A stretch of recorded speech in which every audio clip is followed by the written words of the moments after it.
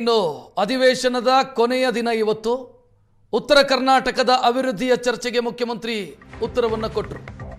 ಇಷ್ಟು ದಿನ ವಿಪಕ್ಷದವರು ಪ್ರಸ್ತಾಪ ಮಾಡಿದಂತ ಎಲ್ಲಾ ವಿಚಾರಕ್ಕೆ ಉತ್ತರ ಕೊಟ್ಟರು. ಇದೇ ವೇಳೆ ಅವರ ಆರೋಗ್ಯ ಸಮಸ್ಯೆಯ ಬಗ್ಗೆಯೂ ಕೂಡ ಪ್ರಸ್ತಾಪ ಆಯಿತು. ನಿನ್ನೆ ಸ್ವಲ್ಪ ನಿಶಕ್ತಿ ಇತ್ತು, ಸಮಯ ಕಡಿಮೆ ಇತ್ತು ಅಂತ ಸಿಎಂ ಹೇಳಿದರು. ನಿಶಕ್ತಿ ಅಂತ ಹೇಳಿದಾಗ ಕಾಲೆಳೆಯುವಂತ ಕೆಲಸವನ್ನು ಅಶೋಕ್ ಮಾಡಿದ್ರು. ಸ್ವಲ್ಪ ಕಳೆ ಬಂದಿದೆ, ಈಗ ಶಕ್ತಿ ಬಂದಿದೆಯಾ ಸರ್ ಅಂತ ಆರ್ ಅಶೋಕ್ ಪ್ರಶ್ನಿಸಿದರು. ನಿಶಕ್ತಿ ಅಂತಂದ್ರೆ ಇದು ರಾಜಕೀಯ ನಿಶಕ್ತಿನ ಅಂತ ಆರ್ ಅಶೋಕ್ ಪ್ರಶ್ನೆ ಕೇಳಿದರು. ಅಶೋಕ್ ಮಾತಿಗೆ ನಗುತ್ತಲೇ ಉತ್ತರ ಕೊಟ್ಟರು ಸಿದ್ದರಾಮಯ್ಯ. ನನಗೆ ರಾಜಕೀಯ ನಿಶಕ್ತಿ ಬರೋದಕ್ಕೆ ಸಾಧ್ಯ ಇಲ್ಲ, ಆ ಪರಿಸ್ಥಿತಿ ಬರೋದಿಲ್ಲ. ನೀವೇನಾದರೂ ಆ ರೀತಿ ಅನ್ಕೊಂಡಿದ್ರೆ ಅದು ತಪ್ಪು ಅಂತ ಸಿಎಂ ಹೇಳಿದರು.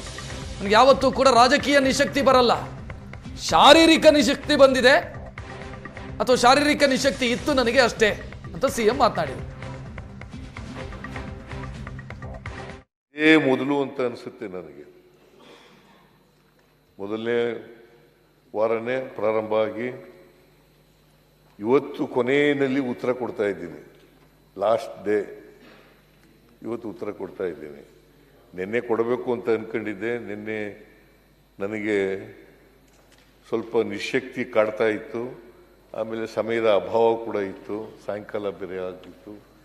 ಸೊ ಅದರಿಂದ ಇವತ್ತು ಕೊಡ್ತೀನಿ ಅಂತ ಹೇಳಿ ಇವತ್ತು ಕೊಡ್ತಾ ಇದ್ದೀನಿ. ಅಲ್ಲ, ಈಗ ಶಕ್ತಿ ಬಂದಿದೆಯಾ ಸರ್ ನಿಮ್ಗೆ? ಶಕ್ತಿ ಬಂದಿದೆ ತಾನೇ? ಈಗ ಮಾತಾಡ್ಬೇಕು. 2 ಗಂಟೆ ಮಾತಾಡ್ತೀನಿ ಅಂತ ಹೇಳಿದ್ರೆ ಶಕ್ತಿ ಬಂದಿದೆ. ನನ್ಗನ್ಸುತ್ತೆ ನಿಮ್ಗೆ ರಾಜಕೀಯವಾಗೂ ಶಕ್ತಿ ಬಂದಿದೆ ಅಂತ ನನಗೆ ಅನ್ಸಿದೆ. ಈಗ ರಾಜಕೀಯವಾಗೂ ಶಕ್ತಿ ಬಂದಿದೆ, ನಿಶಕ್ತಿ ಹೋಗಿದೆ ಅಂತ ಅನ್ಸಿದೆ. ಆಯ್ತು, ನಿಮ್ಮ ಕಳೆ ನೋಡ್ತಾ ಇದ್ರೆ. ಮೊನ್ನೆ 4 ದಿನ ಸ್ವಲ್ಪ ಯಾಕೋ ಸಪ್ಪಗಿತ್ತು, ನನ್ಗೇನೋ ರಾಜಕೀಯ ನಿಶಕ್ತಿ ಅನ್ಕೊಂಡಿದ್ದೆ. ಇವತ್ತು ಶಕ್ತಿ ಬಂದಂಗೆ ಕಾಣ್ತಾ ಇದೆ. ಶಕ್ತಿ ಉತ್ತರ ಕರ್ನಾಟಕ ಕಡೆ ತೋರಿಸ್ಬಿಟ್ಟು ಏನೇನು ಶಕ್ತಿ ಬಿಡುಗಡೆ ಮಾಡಿ ಸಾಧ್ಯನೇ ಇಲ್ಲ. ರಾಜಕೀಯ ನಿಶಕ್ತಿ ಇದೆಯಲ್ಲ, ಅದು ಬರಲಿಕ್ಕೆ ಸಾಧ್ಯನೇ ಇಲ್ಲ. ಅಂತ ಅವಕಾಶಗಳಿಗೆ ಅವಕಾಶನೂ ಇಲ್ಲ, ಮತ್ತೆ ಅಂಥ ಸಂದರ್ಭಗಳು ಬರೋದೂ ಇಲ್ಲ. ರಾಜಕೀಯ ನಿಶಕ್ತಿ ಇಲ್ಲವೇ ಇಲ್ಲ. ಶಾರೀರಿಕವಾದಂಥ ನಿಶಕ್ತಿಗಳು ಇರ್ತವೆ. ಇವತ್ತು ಅಧಿವೇಶನದ ಕೊನೆಯ ದಿನ, ಇನ್ನೊಂದು ವಾರ ಅಧಿವೇಶನವನ್ನು ವಿಸ್ತರಿಸಿ ಅಂತ ಬಿಜೆಪಿ ಒತ್ತಾಯಿಸಿದೆ. ಸಿಎಂ ಮನಸ್ಸು ಮಾಡ್ತಿಲ್ಲ ಅಂತ ಪರಿಷತ್ನ ವಿಪಕ್ಷ ನಾಯಕ ಛಲವಾದಿ ನಾರಾಯಣಸ್ವಾಮಿ ಹೇಳಿದ್ದಾರೆ. ಕಲ್ಯಾಣ ಕರ್ನಾಟಕ ಭಾಗದ ವಿಚಾರಗಳ ಕುರಿತು ಬೇಜವಾಬ್ದಾರಿ ಇದೆ ಸರ್ಕಾರಕ್ಕೆ.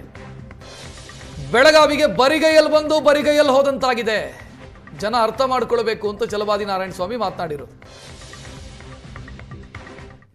ಅಂತ ಕಾಣುತ್ತೆ. ಇವತ್ತು ನಾವು ಕೇಳಿದ್ವಿ 1 ವಾರಕ್ಕೆ ಇದನ್ನು ಮುಂದುವರಿಸಿ ಅಂತೇಳಿ. ಮಾನ್ಯ ಮುಖ್ಯಮಂತ್ರಿಗಳು ಮನಸ್ಸು ಮಾಡಲಿಲ್ಲ. ಕಲ್ಯಾಣ ಕರ್ನಾಟಕದ ವಿಚಾರದಲ್ಲಿ ಸಂಪೂರ್ಣ ಅವರು ಬೇಜವಾಬ್ದಾರಿಯನ್ನು ತೋರಿದ್ದಾರೆ. ಯಾವುದೇ ಇಲ್ಲಿಯ ಒಂದು ವ್ಯವಸ್ಥೆಯನ್ನು ಸರಿಪಡಿಸಲಿಲ್ಲ. ರೈತರ ಸಮಸ್ಯೆ ಬಗೆಹರಿಯಲಿಲ್ಲ.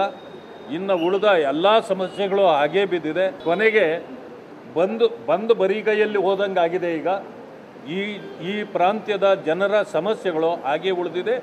ಆದ್ದರಿಂದ ಜನ ಕೂಡ ಇದನ್ನು ಅರ್ಥ ಮಾಡ್ಕೊಳ್ಬೇಕು ಅಂತೇಳಿ ನಾನು ಹೇಳಲಿಕ್ಕೆ ಬಯಸ್ತೇನೆ.